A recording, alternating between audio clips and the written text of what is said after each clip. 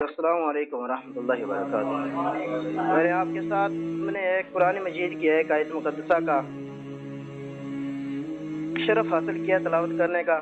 دعا ہے کہ اللہ تعالیٰ مجھے اس پر حق اور سچ بیان کرنے کی توفیق عطا فرمائے۔ اللہ تعالیٰ نے اپنی لاریب اور بے عیب کتاب میں فرمایا وَمَا أَرْسَلْنَاكَ إِلَّا رَحْمَةً لِّلْعَالَمِينَ، اے حبیب ہم نے آپ کو تمام جہانوں کے لیے رحمت بنا کر بھیجا۔ حضور علیہ السلام نے اس بات کی گواہی دی کہ میں تمام جہانوں کے لیے رحمت بنا کر بھیجا گیا ہوں۔ جس سال حضور علیہ السلام اس دنیا میں تشریف لائے اس سال بارشیں اتنی ہوئیں کہ تمام کے تمام چشمے بھر گئے۔ اس سال سبزہ اتنا ہوا، جتنے بھی جانور تھے وہ اتنے موٹے اور فربا ہو گئے، لگتا تھا کہ وہ چربی سے پھٹ جائیں گے۔ تو عربوں نے اس سال کا ایک نام عام الفتح رہا، کیونکہ سن ہجری کا آغاز دور فاروقی میں ہوگا۔ اس سے پہلے لوگ سالوں کے نام رکھا کرتے تھے، اور اس سال کا دوسرا نام عام الفیل بھی ہے، کیونکہ واقعہ اصحاب فیل کے بعد حضور علیہ السلام کی ولادت 55 دن بعد ہوئی، اس وجہ سے اس کو اصحاب الفیل بھی کہتے ہیں۔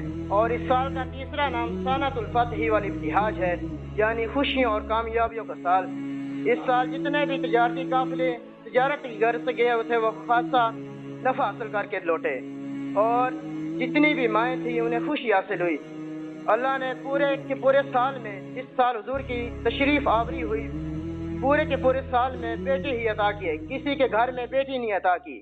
یہاں پہ ایک سوال پیدا ہوتا ہے کہ بیٹیاں بھی تو اللہ کی رحمت ہیں، لیکن میرا نہیں خیال کہ آپ میں سے کسی کے ذہن میں یہ آیا ہو۔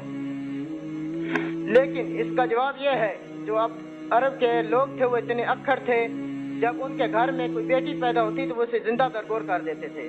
اسی وجہ سے اللہ تعالیٰ نے یہ نہیں چاہا جب میرے حبیب کی ولادت کا سال ہو، اس سال کوئی بھی ماں غمگین ہو، کوئی بھی دکھی ہو، تو میرے حبیب کی ولادت کا سال ہے اور میں جس گھر میں بیٹی عطا کر دوں اس کی ماں کے سامنے اسے زندہ درگور کر دیا جائے اور وہ پریشان ہو جائے۔ اس وجہ سے حضور علیہ السلام جس سال تشریف لائے تمام گھروں میں بیٹے ہی بیٹے عطا کیے۔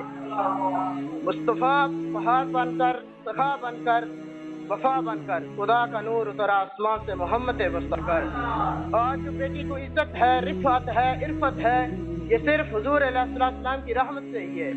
کل جو باپ اتنا سپاک تھا اپنی بیٹی کو زندہ درگور کیا کرتا تھا، صرف اس وجہ سے جب یہ بیٹی بڑی ہو جائے گی معاشرے کے سامنے میرا سر ذلت سے جھک جائے گا اور لوگ مجھے تانا ماریں گے، تو ایک بیٹی کا باپ ہے۔ اور بھائی اپنی بہن کو قتل کر دیا کرتا تھا صرف اس لفظ سے کہ لوگ مجھے سالے کے لفظ سے بلائیں گے۔ لفظ سالہ دور جہالت میں ایک گالی کے طور پر استعمال ہوتا تھا، وہ اپنی بہن کو قتل کر دیا کرتا تھا۔ لیکن آج دیکھیں دور ایسا آ گیا ہے، جو باپ صفاق باپ اپنی بیٹی کو قتل کیا کرتا تھا، بوڑھا باپ اپنی بڑھاپے کی حالت میں مزدوری کر رہا ہے، اپنی ٹیڑھی کمر پر بوریاں لاد لاد کر مزدوری کرتے ہیں۔ کیونکہ وہ کہتا ہے میرے گھر میں ایک جوان بیٹی ہے، میں نے اس کی شادی کرنی ہے، اس کے ہاتھ پیلے کرنے ہیں، اس کا کچھ سامان جمع کرنا ہے۔ جو کل بھائی اپنی بہن کو قتل کیا کرتا تھا، آج وہ بھائی فیکٹریوں میں جا کر اوور ٹائم لگاتا ہے۔ کس لیے؟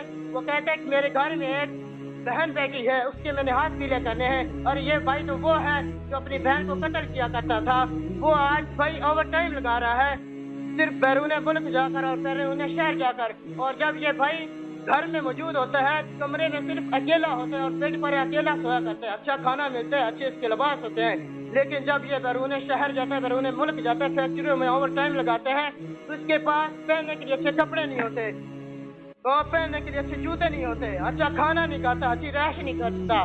وہ ادھر ایک کمرے میں 10 لوگ رہتے ہیں، ادھر صرف ایک اکیلا تنہا کمرے میں سویا کرتا تھا، صرف اس لیے کہ میں باہر آیا ہوں، کچھ کمانے کے لیے آیا ہوں، اپنی بہن کے لیے کچھ کماؤں گا تو پھر ہی جا کر میں کچھ اس کی شادی کا سامان اکٹھا کر سکوں گا۔ تو اللہ تعالیٰ نے بیٹیوں کو رحمت بنا کر بھیجا۔ بیٹیوں کی رحمت کب عطا ہوئی؟ یہ بیٹیوں کی رحمت اس وقت عطا ہوئی جب حضور علیہ السلام نے فرمایا فاطمہ بضعۃ منی، فاطمہ میرے جگر کا ٹکڑا ہے۔ آج اگر کوئی شخص یہ کہہ دے کہ میری بیٹی میرے جگر کا ٹکڑا ہے تو یہ کوئی بڑی بات نہیں، کیونکہ حضور نے اس وقت दौरे जहालत में जो जुमला कहा जब बेटियों को जिंदा दरगोर किया जा रहा था, बेटियों की गर्दनें उड़ाई जा रही थी, उस वक्त हुजूर ने ये नारा बुलंद किया, हुजूर सिर्फ बेटियों के लिए रहमत बनकर नहीं आए बल्कि माँ बाप के लिए भी रहमत बनकर आए। कल जो माँ बाप बुढ़ापे की हालत में औलाद उसको धक्के देकर बाहर निकाल दिया करती थी, माँ को उसके बुढ़ापे में बाहर निकाल दिया करती थी और बाप को मंडियों में ले जाकर उसकी बोली लगवाया करती थी, उसे बेचा करते थे। आज उस बाप की इज्जत ये है, उसके बुढ़ापे में उसकी खिदमत की जा रही है। ये सिर्फ हुजूर अलैहिस्सलाम की जोड़ों का सदका है। हुजूर अलैहिस्सलाम ने फरमाया, अगर आज मेरे वालिदैन में से कोई जिंदा होता और मैं नमाज इशा अदा कर रहा था, फर्जों की नमाज करा रहा था, और उनमें से कोई आज पीछे से आकर मुझे ये आवाज देता या मोहम्मद, तो मैं खुदा की कसम अपनी नमाज तोड़कर उसकी जो सदा थी उस पे कहता लब्बैक, मैं हाजिर हूँ। हुजूर अलैहिस्सलाम ने ये माँ बाप की अस्मत, ये रहमत बयान की। और इतना ही नहीं, ये जो जन्नत 7 आसमानों के ऊपर, अर्श मौला के ऊपर और सिदरतुल मुंतहा के ऊपर है, हुजूर अलैहिस्सलाम को उस जन्नत को खींचकर माँ के कदमों के नीचे रख दिया। फरमाया, जिसने जन्नत हासिल करनी हो वो माँ की खिदमत करे, क्यों जन्नत माँ के कदमों के तले है। और जिसने बाप को राजी कर लिया उसने जन्नत पा ली, क्योंकि बाप को हुजूर अलैहिस्सलाम ने जन्नत का दरमियानी दरवाजा अता किया। और जो लोग कहते हैं कि माँ के कदमों के तले सिर्फ जन्नत है, बाप को राजी करने का कोई सवाल नहीं पैदा होता। अगर माँ को जन्नत कहा है और माँ को खिदमत कर दी जाए तो जन्नत मिल जाएगी हमें, लेकिन ऐसा हरगिज नहीं है। एक माँ और बाप की मिसाल ऐसे, एक बंद कमरा हो और उसका एक दरवाजा हो, तो बंद कमरा एक माँ की मिसाल है, यानी उसके कदमों के तले जन्नत तो है, लेकिन उसका दरवाजा उसका बाप है। अगर उसका बाप उससे नाराज है तो उसका रब नाराज है। जब तक दरवाजा नहीं खुलेगा वो जन्नत के अंदर दाखिल नहीं हो सकेगा। इसलिए चाहिए कि हमें पहले बाप को राजी करना चाहिए, उसके बाद अपनी माँ को राजी करना चाहिए। तो हुजूर अलैहिस्सलाम तमाम लोगों के लिए रहमत बनकर आए।